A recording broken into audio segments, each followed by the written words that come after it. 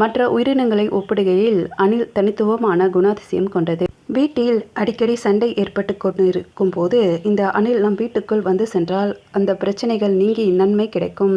புராணத்தின்படி அணில் முதுகில் இருக்கும் 3 கோடுகள் ராமனால் போடப்பட்டது என கூறப்படுகிறது. குறிப்பாக ஸ்ரீராமன் அணிலின் பக்குவமாக தடவி கொடுத்ததால் இந்த 3 கோடுகள் உருவானது என புராணம் கூறுகிறது. மரங்களை தேடி அணில்கள் வரும். அதிலும் பழங்கள் இருக்கும் மரத்தை தேடி கண்டிப்பாக அணில்கள் வரும். நமது வீட்டு அருகில் மரம் வளர்த்தால் அணில்களின் வருகை அதிகமாக இருக்கும். குறிப்பாக கொய்யாப்பழம், மாம்பழம் போன்றவை அணிலுக்கு மிகவும் பிடிக்கும். இந்த மரங்களை வீட்டில் வளர்த்தால் அணில்கள் உங்கள் வீடு தேடி வரும். இதனால் பிரச்சனைகள் தீரும். பிரிந்து போன சொந்தங்கள் ஒன்றாக சேருவார்கள். தீய எண்ணம் மாறும்.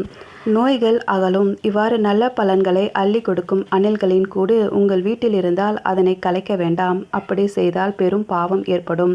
பச்சி தோஷம் உண்டாகும்.